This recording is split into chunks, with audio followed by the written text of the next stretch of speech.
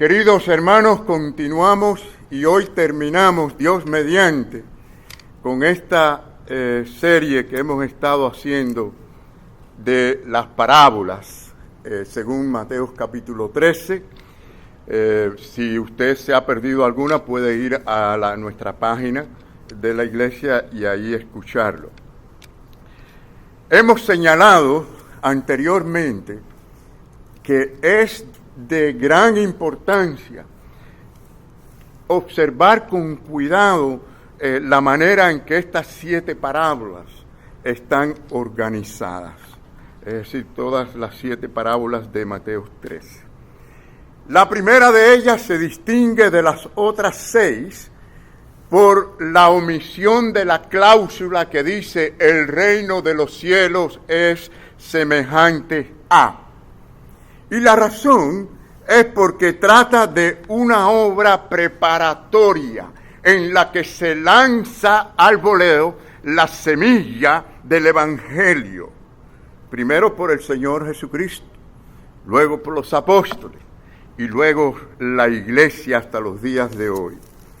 Las 6 parábolas que siguen están, mis queridos hermanos, divididos en 2 grupos de A3. Las primeras 3, como ya vimos, fueron dichas por el Señor desde la barca a una gran multitud de gente congregadas a la orilla del mar.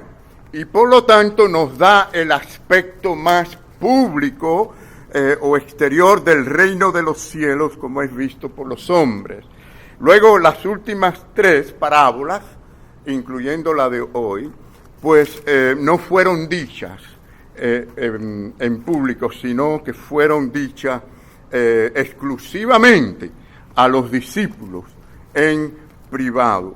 Es decir, nos muestra el aspecto interno, el aspecto oculto, es decir, lo que ocurre en el ámbito espiritual, sea del enemigo Satanás, sea de la obra del Espíritu Santo.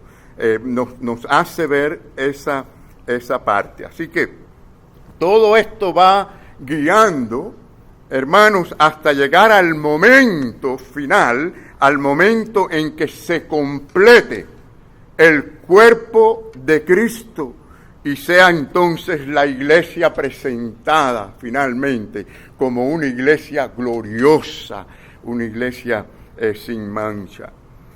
Bueno, en la semana pasada, estuvimos hablando de la 6ª parábola, solo vemos que hay un hombre, hay un mercader, ¿no? Un agente actuando hacia todo lo que tiene que ver con la perla, la perla de gran precio. Hace todo lo que tiene que hacer para conseguirla, para obtenerla. Dijimos que era Jesucristo en su obra por la iglesia.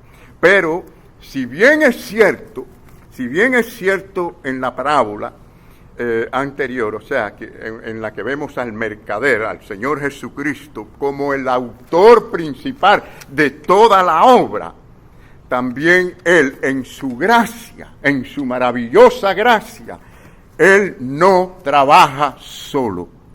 Es decir, el Señor ha tenido a bien usar a los suyos, llamar de su pueblo a la gente para que sirvan con la mirada hacia ese glorioso final y podamos aquí, mientras tanto, dar el seguimiento a su obra. Observen, mis queridos hermanos, el versículo 47 en que dice que asimismo el reino de los cielos semejante a una red echada en el mar, recoge de toda clase de peces y una vez llena la sacan a la orilla. Bueno, este trabajo en forma masiva es lanzada, se lanza una red que es grande, ¿no? Porque es una obra grande, una obra masiva, ¿no? Pero dice aquí que se lanza al mar para recoger toda clase de peces. Ahí hay de todo tipo de peces, ¿no? Y esto lo que significa es que tiene que ser lanzada por un grupo de pescadores. Nos damos cuenta que se está hablando de una red gigantesca que llena a todos esos, se llena de todos esos peces y lo traen a la orilla y los procesan. Lo que quiero decir es que la palabra que se usa aquí en griego para esta red no es la misma que se utiliza, por ejemplo, en Marcos capítulo 1. También se usa la red, pero es otra palabra diferente.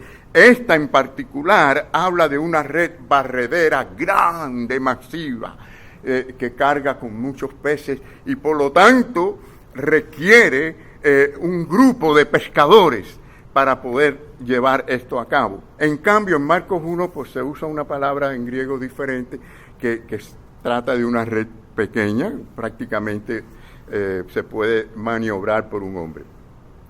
Ahora, hay varias ilustraciones, ¿no? En las Escrituras, hay muchas, en los Evangelios, ¿no? En que indica esto que estamos tratando de decir. Yo les quiero dar una que yo sé que ustedes conocen muy bien. Consideremos, por ejemplo, aquel momento de la alimentación a la multitud. ¿Recuerdan? Que a la gente hambrienta, eran miles de personas allí, había que darle de comer. Bueno, había que darle comida. Y lo que hace la diferencia es precisamente que allí se encontraba el Señor Jesucristo, era su presencia. Y en cuanto a lo que es la materia prima, ¿qué es lo que había? Unos panes y unos pececillos. Pero ¿saben qué? Fueron colocados en las manos de nuestro gran Señor. ¿Cuántos dicen amén? Amén. Cuando ponemos las cosas en las manos de nuestro Dios, mis queridos hermanos, podemos esperar grandes cosas. Y ya ustedes saben la historia. Se multiplicaron los peces, ¿no fue así? Bueno, llegó al punto que al final, dice la historia, que recogieron ¿cuántas cestas? 12 cestas llenas de peces. El Señor premió a cada uno de los siervos, a cada uno de los discípulos, para que llevaran para su familia. ¿Verdad? Qué bueno es el Señor. Ahora, lo que quiero decir es esto. ¿Cuál fue el método que siguió el Señor Jesús? Él no entregó directamente o personalmente los alimentos a cada uno de la multitud. ¿Qué fue lo primero que el Señor hizo antes de hacer el milagro? Lo primero que hizo fue ordenar a sus discípulos a que buscaran la manera de alimentar a aquella gente. Se da cuenta que el Señor quiere vernos interesados, preocupados por la obra, por llevar de nuestros talentos para bendecir a otras personas. El Señor les dice, alimenten a estas personas. Y luego se presenta la situación con una escasa materia prima que apenas servía para una o dos personas. Pero hermanos, lo que estamos viendo aquí es que el Señor les manda a ellos a distribuir los alimentos a toda aquella multitud. Así que entre el Señor Jesucristo y esa gran obra que tenemos por llevar el Evangelio, por alimentar a la gente, mis queridos hermanos, hay una gran necesidad de siervos consagrados, de personas que digan, heme aquí, Señor, para servirte, que deseen de corazón, que quieran de corazón recibir mayor gracia del Señor para poder dar a otros mayor gracia. Cuando vemos la magnitud de este programa de Dios, cuando vemos la magnitud de esta gran red que todos tenemos que lanzar y trabajar en ella para atraer a los peces, mis queridos hermanos, debe motivarnos en gran manera. Por lo tanto, podemos ver que si estas 7 parábolas proporcionan, digamos, un bosquejo de la historia cristiana o del pueblo redimido, entonces es necesario completarla, completar el cuadro, como mostrando que el Señor en su gracia utiliza a otras personas, lo utiliza a usted y a mí. Hermanos, el texto realmente tiene tan pocas cosas en número, ¿no? Es tan simple que no necesita tanta explicación, pero de todas maneras vamos a ver algunas de las cosas que podemos sacar de allí. Primero quiero que ustedes vean la palabra red. Bueno, está claro que la red es un símbolo del Evangelio, de la predicación, de la verdad de Dios que es lanzada, es proclamada, es Cristo presentado al mundo. Y esto es una responsabilidad, mis queridos hermanos, no de los ángeles, es nuestra. Dios no llamó a los ángeles a que predicaran, sino a nosotros a que hagamos esa obra. Lo segundo que vemos es la palabra mar, ¿no? Si ustedes ven ahí el texto, la palabra mar aparece en el primer versículo de este capítulo. Qué interesante, porque luego ahora aparece en el último versículo del capítulo. Porque el mar tiene el mismo significado, es decir, representa a las naciones, al mundo a donde llevamos o lanzamos el Evangelio. En tercer lugar tenemos a los pescadores. Aparecen los pescadores de manera indirecta. Ellos son los que lanzan y recogen la red. Vamos a ver el versículo de Mateo 4, versículo 19, para que vean lo que Jesús les dice a sus discípulos. ¿Qué les dice el Señor? Venid en pos de mí, pero hay un propósito entre otros. Dice, y os haré pescadores de hombres. ¿Sabía usted que usted es llamado a ser un pescador? De una manera o de otra. Yo sé que hay personas llamadas al ministerio pastoral, otros a ser misioneros, otros a ser evangelistas, pero en realidad esto es un llamado para todo creyente. Sí, es la figura, claro, que el Señor usa para aquellos que enseñan, para aquellos que predican, para aquellos que comparten con otros el Evangelio. Y noten que en cuarto lugar se usa también los peces que están dentro de la red. ¿Quiénes son estos peces? Son todas aquellas personas atraídas por el Evangelio, ¿no? Y ahora vamos a ver brevemente algunas de las cosas relacionadas con la parábola. En primer lugar, me llama la atención y me impresiona ver la invisibilidad de los pescadores. ¿Se dio cuenta usted de este detalle? En el versículo 47, ¿verdad? Allí habla, en el versículo se mencionan indirectamente, nada se dice acerca de ellos, solamente que ellos son los que lanzan la red al mar y recogen, la lanzan y la recogen. Mientras que el otro versículo al que le sigue, note que solo dice, y una vez llena, la sacan a la orilla. Y eso es todo lo que dice acerca de los pescadores, no dice más nada. En otras palabras, aquellos que el Señor ha llamado, primero llama a salvación, ¿no es así? Luego a servir. El Señor nos ha honrado, mis queridos hermanos, para el lanzamiento de esta red. Vemos que aquí aparecemos ocultos a la vista en la parábola. No se dice nada acerca de ellos, ¿verdad? Solo que echan y recogen la red. Miren, hermanos, ay, hermanos, como esto reprende y condena a estos predicadores que se promueven a sí mismos, que buscan ser exaltados, que buscan gloria para ellos. Podemos ver ejemplos de esto. Yo quiero, por ejemplo, darle a 1 Corintios 3:4, donde dice, porque diciendo el uno, yo ciertamente soy de Pablo, y el otro, yo soy de Apolos. ¿No sois carnales? Nada espiritual hay aquí en estas personas que ponen la mirada en un hombre y siguen a un hombre en vez de a Cristo. Dice a continuación el apóstol, ¿qué pues es Pablo? Él mismo dice de él. ¿Y qué es Apolo? ¿Saben qué? Servidores por medio de los cuales habéis creído. No quiere decir que no sea algo importante, pero eso es lo que es. La mirada, la gloria va para el Señor. Dice, por medio de los cuales habéis creído, y eso según lo que a cada uno concedió Dios. Es así, si usted tuvo alguna habilidad, si usted tuvo alguna gracia, ¿eso quién se lo dio? el Señor mismo. Y por eso toda la gloria es para Él. Y Él dice, yo planté, Apolo regó. Pero el crecimiento, ¿quién lo da? Nuestro Dios. Él es el que da el crecimiento.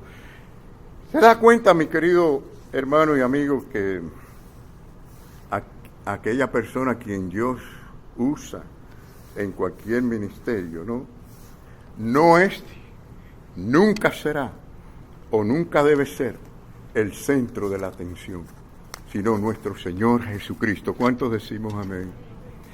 Por cierto, nada puede ayudar más a este asunto que la sana doctrina pura. Yo sé que no es muy atractiva. Hay maneras de predicar para ser atractivos, ¿verdad? La palabra del Señor, cuando se predica tan sana y tan pura, no es muy atractiva.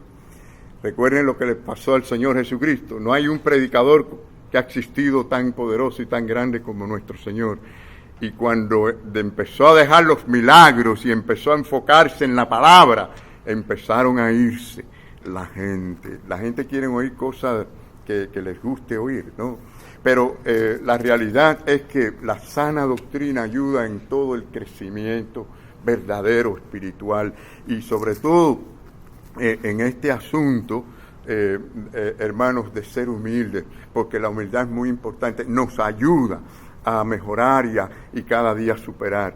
Entonces, por otro lado, nada puede ser más destructivo para este asunto que la falsa doctrina, como hemos visto en nuestros tiempos, con los falsos maestros y predicadores.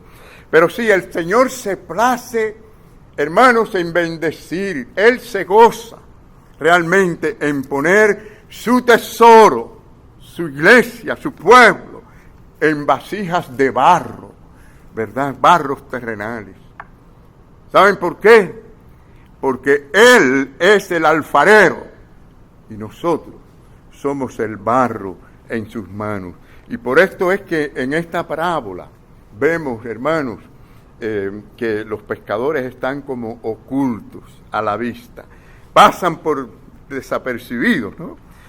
Y es que solo somos instrumentos, hermanos, en las manos del Dios Todopoderoso. Él puede usarnos como Él quiere y cuando Él quiere, de la forma que Él quiere. Él es nuestro Señor, nuestro Dios, hermanos. El Señor, miren, el Señor no solo es capaz de continuar la obra y hacerla prosperar por sí mismo sin la ayuda del más dotado predicador. Él puede hacerlo, ¿sí o no? Tiene todo el poder para hacerlo. Pero ¿saben qué? Ese no es su plan. Su plan es, y no importa el tamaño de la congregación. Recuerden que el Señor comenzó con iba a decir 12, realmente con 11. Y después la iglesia se desarrolló. No nos preocupemos por eso. Preocupémonos por hacer lo que el Señor quiere que nosotros hagamos. Y hermanos, vemos que el Señor puede hacer todo esto. ¿Saben algo que el Señor dijo? Este pasaje a mí siempre me ha impresionado, ¿no? ¿Recuerdan este pasaje? El Señor dijo en una ocasión, si estos callan, que somos los instrumentos, si callamos, si no predicamos, si no hablamos, dice Él que las piedras clamarán. Entonces Él está diciendo, yo puedo hacerlo sin ustedes. Y ustedes se imaginan que las piedras hablen. Yo me puse a pensar en esto y yo dije, wow, hay piedras por todas partes. Usted sale acá afuera en la hierba, por todos lados, hay piedras. Imagínense si el Señor empieza a usar esas piedras como bocina para que le hablen a la gente del Evangelio. Nadie se escapa de la predicación. Sería algo tremendo eso que el Señor dijo, pero Él dijo que Él lo puede hacer. Él puede convertir las piedras en bocinas para que le hablen a la gente. Pero, ¿saben qué? El Señor no funciona así. El Señor no, ese no es su plan, ¿no? Él quiere que seamos en sus instrumentos, en sus manos. Hermanos, que el Señor en su gracia nos preserve a nosotros, a los siervos y a cada uno de nosotros, ¿verdad? De no buscar gloria o no poner toda la mirada en el instrumento. porque toda la gloria le pertenece a Él. Amén. Y esto no quiere decir, hermanos, no confundamos una cosa con la otra. Esto no quiere decir que usted no muestre gratitud a los que sirven, a los obreros, a los que tocan la música, a los que cantan, a los que limpian, a todo siervo, aquel que le bendice a usted. Muestre gratitud. Esto no quiere decir que estamos buscando la gloria de los hombres. El problema es cuando deseamos, cuando buscamos lo que le pertenece a Dios, que es toda gloria, hermanos. Tan pronto como usted comience a honrar y glorificar el instrumento, Dios se aparta. La bendición de Dios se aparta de usted. ¿Saben por qué? Eso tiene un nombre en la Biblia. Eso en la Biblia se llama idolatría. Y si hay un pecado que Dios más detesta en toda la Biblia, es la idolatría. Y a veces idolatramos y no nos damos cuenta, ¿no? Tengamos cuidado con eso. Entonces, tan pronto, hermanos, usted comienza a darle toda la gloria y toda la honra a Dios, Dios bendice, Dios bendice. Así que, hermanos, fíjense que tan importante es lo que Dios dice como lo que Dios omite. Estamos hablando aquí de algo que Él ha omitido, ¿no? En cuanto a los pescadores, pero también es importante. Dios nos guía, hermanos, a estar como ocultos a la vista de los hombres, ¿verdad? Pero a la vez más activos. No ocultos de que no se les vea nunca por la iglesia, que no estén sirviendo. No, ocultos en que buscamos la gloria solo para el Señor. Pero sí más activos, ¿verdad? En cada predicación, en cada enseñanza, en cada actitud, en cada obra que hagamos, que Cristo sea visto y Él solamente. Soy como el barro en manos del alfarero, que necesita ser transformado y ser también usado según su propósito.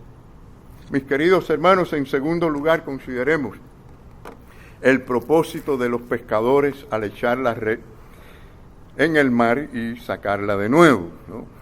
Obviamente fue reunir a los peces, ¿no? Los buenos peces. Fíjense que dice así el versículo, dice que recogen lo bueno en cesta y lo malo echan fuera. Así que es cierto que hay peces que no son comibles, ¿no? Cuando se coge toda esta cantidad de peces, algunos no son para poderlo utilizar. Por lo tanto, esto lo echan a un lado, lo echan fuera. Y todo es para buscar al buen pescado. Y ese fin, mi querido hermano, debe ser nuestro fin, de ganar las almas para Cristo. Debe ser nuestro deseo y tenerlo siempre a la vista. Todos aquellos que servimos, no importa si es maestro de escuela dominical, si es sirviendo en alguna forma en la iglesia, la forma que sea como usted lo haga en su vida personal, privada, lo cierto es que se aplica a todos nosotros, de tener esa mirada, esa vista, a esa red lanzada, ¿verdad? Ser parte de esa gran red que se está lanzando al mundo. Así que Dios te ha llamado a buscar a aquellos que Él ha señalado como buen pescado, como buen pez que tenemos que traer al Señor Jesucristo. Hay un pasaje muy práctico que podemos considerar, y es que Pablo le habla a la iglesia de Corintios. Él le dice: a todos me he hecho de todo, para que de todos modos salve a alguno. ¿Qué le parece? Esto es una simple forma, no es la única. Esta es una de las maneras en que lanzamos esa red para hacer la obra del Señor. El apóstol Pablo ponía a un lado sus propios intereses o derechos para tal de ganar a otros para el Señor, ¿verdad? Y también para la madurez de otras personas, ¿no? Así que la expresión de hacerse aquí de todo para ganar a alguno, nada tiene que ver con el comportamiento mundano o la amistad con el mundo, absolutamente. Es decir, se relaciona con el servir. El hacerme de todo para ganar a algunos es convertirme en un siervo, en ayudar, en tener parte en cuanto a las necesidades de otros para ayudarles. Así que se relaciona con el bajar al nivel de la persona con quien estamos tratando, aún en la forma que hablamos, en lo que decimos. Noten el ejemplo que el Señor Jesús nos da. El Señor es el ejemplo perfecto, ¿verdad? Ustedes se acuerdan cuando el Señor habló con un distinguido teólogo, un distinguido estudiado judío, maestro. ¿Se acuerdan? Estamos hablando de Nicodemo, ¿verdad? Cuando habló a Nicodemo, ¿en qué nivel le habló? Le habló del nacimiento, del nuevo nacimiento. Hubo mucha profundidad ahí, aunque Nicodemo se quedó un poco fuera del asunto. Y él le dijo, siendo tú maestro de Israel, no sabes estas cosas. Pero cuando le habló a la mujer samaritana, que estaba junto al pozo para sacar agua, ¿de qué le habló el Señor? Le habló del agua viva para salvación de su alma. Por tanto, se hacía de todos para ganar al pecador. Y como ustedes saben, el apóstol Pablo se podía decir que era el apóstol a los gentiles, ¿no? O de los gentiles. Sin embargo, también predicó mucho a los de su pueblo, a los judíos. Él se hizo de todo para ganar a alguno. Y ese es un aspecto de este lanzamiento de la red. Hermanos, podemos hacer esto en cualquier lugar, ¿sí o no? En el trabajo, en la escuela, en su vecindario, ¿verdad? En cualquier lugar usted tiene ese llamado, esa responsabilidad si es cristiano. Dice así la palabra del Señor en segunda de Timoteo. Dice, por tanto, todo lo soporto por amor de los escogidos, para que ellos también obtengan la salvación que es en Cristo Jesús con gloria eterna. Hay que tener mucho cuidado cómo nos comportamos delante de los inconversos. Hay que tener cuidado, tenemos que aprender a soportar. Bueno, el amor dice que todo lo soporta. ¿No dice así en 1 Corintios 3? El amor todo lo soporta. Y la gente hoy en día no soporta mucho, pero eso es una indicación de que no hay amor. Pero cuando tenemos el amor de Dios, soportamos para ganar. Y yo sé que hay situaciones difíciles, hay muchos tipos de situaciones difíciles de soportar, pero tenemos que soportar. Así que ese fue el propósito y objetivo del apóstol Pablo por causa de los escogidos. ¿Saben qué, mis queridos hermanos? Esa es la obra que vemos precisamente retratada en nuestra parábola. Está primero el esparcimiento de la red, ¿verdad?, al mar en toda su extensión. Lo segundo es, vemos el diseño en particular para hacerlo, y luego vemos que se reúnen el buen pescado. Hermanos, por eso es esencial, muy importante, que usted y yo estemos activos. Y no solamente activos en las cosas del Señor, sino apasionados por las cosas del Señor. Yo le pregunto en esta mañana, ¿está usted apasionado por las cosas del Señor o ahí medio que? Saben que la gente se apasiona por tantas cosas hoy en día, ¿no? Se apasionan por los artistas, los cantantes, se apasionan por el deporte, ¿verdad? ¿Por cuántas cosas se apasionan la gente hoy en día? Pero lo que estoy viendo aquí es que debemos de estar apasionados por esa oportunidad, por ese privilegio que el Señor nos da de servirle donde Él nos ha puesto. Miren, en tercer lugar, hermanos, queremos decirle, se nos dice que la red recogió toda clase de peces.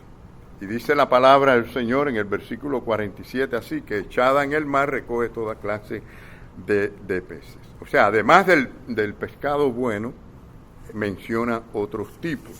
Porque hermanos, esta es la realidad. El Evangelio atrae a mucha gente, ¿no? Pero no todos son convertidos realmente. No todos de verdad tienen a Cristo en el corazón. Toda esa gente que son atraídos por el Evangelio y ponen su fe en esa historia de Cristo en la cruz, hay muchos. Esa es la profesión cristiana, pero que es mixta. Así como vimos también en la semilla, ¿recuerdan? Cuando fue tirada e incluso cayó en buena tierra y salió la cizaña dentro de la misma buena tierra. ¿No? El resultado es que hay una profesión, mis queridos hermanos, dentro de ese cristianismo que es falso. Hay profesión falsa y hay también profesión verdadera, convertidos al Señor. Y esto es lo que hemos estado mirando a través de toda esta parábola. Y aquí hace ese énfasis usando a los peces. Hay peces que no son útiles y hay algunos que son útiles. Pero sí, el Evangelio atrae a muchos, sin duda. Ahora, miren, en cuarto lugar, mis queridos hermanos, se nos dice que al final de la obra Dios separará lo malo de lo bueno. Y miren lo que dice la palabra del Señor en el versículo 48 al 49. Dice, y una vez llena, la sacan a la orilla y sentados recogen lo bueno en cestas y lo malo lo echan fuera. Y así será el fin del siglo. Saldrán los ángeles y apartarán a los malos de entre los justos. Así que, hermanos, se nos dice aquí que la separación no será hecha mientras que no sea completa o no esté completo el número de los salvos. Llegará ese momento, ¿no? Pero la idea aquí es que hay que esperar a ese final. Porque igual que lo que el Señor habló de la cizaña, Él dijo, no la toquen, no la arranquen, hay que esperar hasta el final de los siglos. Es la misma idea, ¿no? Pero sí llegará el momento en que habrá este tipo de separación. Noten que la palabra aquí malo es la palabra sapros, que significa aquello que es corrupto, aquello que es feo, aquello que es inútil. Ante Dios en este caso, que corresponde a lo que dijimos, a la cizaña. Así es, hermanos, así será. Y eso es lo que vamos a ver, es decir, aquellos que no fueron lavados por la sangre de Jesucristo verdaderamente, porque creyentes hay muchos. Fíjense que llegarán muchos allí y dirán ese día, Señor, en tu nombre hicieron muchas cosas, ¿no? En tu nombre cantamos, en tu nombre predicamos, en tu nombre hicimos milagros. Y Él va a decir, apartados de mí, hacedores de maldad, yo no los conozco. O sea, yo no tuve parte en esa obra. Fue una obra del hombre solamente, de una fe carnal, una fe intelectual solamente. Pero no había un corazón entregado a Cristo que amaba al Señor. Hermanos, esto es serio. Y yo sé que esto no se predica mucho hoy en día, ¿no? Este tipo de mensaje. No les gusta a muchos predicadores decirlo porque es preferible para muchos decir cosas positivas. Pero la verdad es esta. La verdad es esta. Y nos sirve para que cada uno nos examinemos a nosotros mismos si verdaderamente estamos en la fe o estamos detrás de las circunstancias, como nos conviene, ¿no? Miren, el Señor Jesucristo dijo así. Dice, pero respondiendo Él dijo, miren esto, hermano. Esto lo dijo el Señor, no lo digo yo. Toda planta que no plantó mi Padre Celestial será desarraigada. O sea, habrán plantas que van a nacer y surgir allí dentro de la obra, dentro de la iglesia, pero no puesta por el Señor. Yo no lo estoy diciendo, lo dice la palabra de Dios. ¿Cuántos creemos que la palabra de Dios es divina y es la verdad? ¿Cuántos lo creemos? Amén. Dice, dejarlos. Aquí no dice que tratemos de arrancar a esa gente, no, dice dejarlos. Son ciegos, guías de ciegos, y el ciego que guiare al ciego, ambos pues caerán en el hoyo. Así que no es nuestra responsabilidad sacar a esta gente, buscar a esta gente, a ver quiénes son en la iglesia, porque podemos equivocarnos. Y además no estamos aquí para ser jueces de la gente, ¿no? Hay que tener mucho cuidado. Pero miren, la palabra dice, el Señor en Romanos dice, mas os ruego, hermanos, que os fijéis en lo que causan divisiones y tropiezos, porque hay algunos casos que son tan notables, ¿no? Contra la doctrina sobre todo, ¿no? Que vosotros habéis aprendido y que os apartéis de ellos. Es decir, cuando hay doctrina falsa, no podemos aceptarla, ¿no? ¿Qué hacemos con ellos? ¿Qué hacen los musulmanes extremistas cuando su gente, ellos entienden que son infieles o han fallado, según ellos? Los persiguen, los matan, les cortan la cabeza. Pero el Señor no nos dice eso, Él no nos dice tortúrenlo, quémenlo. No, el Señor no dice nada de esto. Nosotros tenemos que dejar, solamente no tener comunión, compañerismo con aquellos cristianos que pueden estar en la iglesia y están viviendo una vida carnal. Les gusta la iglesia, pero les gusta el mundo. Algo que tampoco se dice mucho desde los púlpitos. Hay demasiada gente en las iglesias que aman al mundo, su música y todas sus cosas, pero no las cosas del Señor. Y hay que tener cuidado con todo esto. Yo creo que la palabra del Señor es clara y tenemos que recibirla con humildad para que el Señor obre, que Él nos cambie, ¿verdad? Así que eso es todo, evitar a esa gente, no esquivarlo. Y en el caso de las falsas doctrinas, ¿saben lo que dice la palabra? Miren, dice, si alguno viene a vosotros y no trae esta doctrina, ¿qué doctrina? Es la doctrina de los apóstoles, la que ellos enseñaron. Si alguno no trae esta doctrina, no lo recibáis en casa, ni le digáis bienvenido. Yo no lo digo, hermano, lo está diciendo la palabra del Señor. Esto tiene la firma de Dios. Ahora, ¿qué es lo que pasa? Que en aquellos tiempos las casas eran los centros de cultos y de adoración al Señor. Y también eran los centros donde se hospedaban a otros creyentes que venían de otras partes.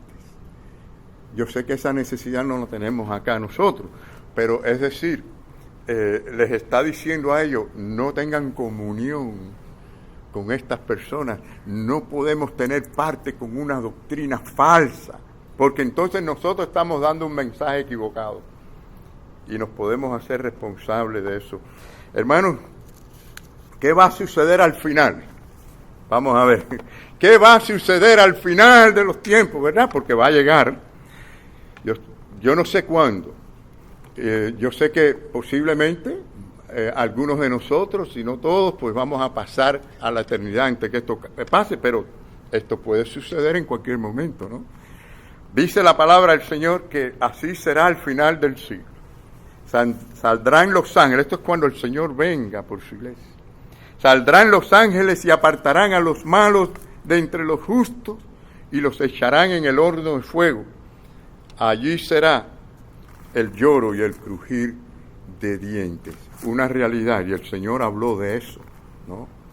Es decir, el trabajo de los pescadores no se completó cuando ellos reunieron simplemente a los peces en la red, ni se acabó tampoco cuando fueron separados los buenos y los malos, sino cuando los buenos fueron puestos en cestas. ¿Se dio cuenta de ese detalle? Dice la palabra del Señor que los recogen en cesta, ¿no es así? El ser reunido pues habla de comunión, de asociación verdaderamente.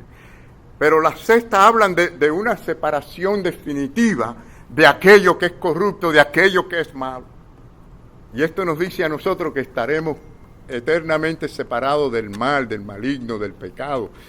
Es algo perfecto. No habrá contacto con el pecado. Hermanos, la parábola se dirige a los creyentes, ¿verdad? Para que tengamos compromiso con Dios verdaderamente. Una vez alguien me dijo, un pastor me dijo, pastor, lo que está pasando es que hay muy poco compromiso con Dios. Y es cierto. Hay muy poco compromiso, verdadero compromiso con el Señor. Y lo que necesitamos es compromiso a servir al Señor con gozo, con amor, para su obra, ¿verdad? Para esa gran cosecha que habrá al final. ¿Saben? Muchos serán llamados. ¿No dice así la Biblia? ¿Cuántos conocen este versículo? Muchos serán llamados. Muchos entrarán en la gran red. Pero pocos serán escogidos, apartados de los malos. Ahí está, en la parábola, este versículo que conocemos, ¿verdad? Muchos escogidos entre los falsos. Cuando Jesucristo regresa a la tierra, hermano, Él va a separar a los verdaderos creyentes de aquellos que también son creyentes, pero son falsos. Ustedes saben que la Biblia dice que el diablo cree. ¿No dice así la Biblia, que el diablo cree? Pero tiembla, dice. Luego expresa con toda claridad, hermanos, que, bueno, vimos ya en el versículo anterior que los echan en el horno de fuego, versículo 50, ¿no? Allí será el lloro y el crujir de dientes, dice así al final del versículo 50. Así que, hermanos, quiero terminar dirigiéndome a aquellos primeramente que no tienen la seguridad de la salvación, que no tienen la certeza de ser parte de ese cuerpo de Cristo, del reino de los cielos. ¿Saben? Para esto vino Cristo al mundo. Derramó su preciosa sangre en la cruz del Calvario, para que tú, viéndote pecador, necesitado de su misericordia, de su perdón, de su gracia, vengas a Él. Ven a Cristo, ven ahora. Pero también quiero hablarte a ti que eres creyente, que estás en los caminos del Señor. ¿Quieres hoy renovar tu vida delante del Señor? ¿Quieres hoy hacer compromiso con Jesucristo, con tu Señor, tu Salvador, y decirle: Señor, yo sé que la mies es mucha, y yo sé que los obstáculos son muchos, y yo sé que las pruebas son duras, pero Señor, yo quiero servirte. Yo quiero, Señor, que tú me uses, porque quiero ser el barro en las manos de mi alfarero. ¿Cuántos vamos a decirle así al Señor en esta mañana? Y decir: yo quiero ser parte en este lanzamiento de la gran red del Evangelio. Que el Señor nos bendiga. Amén.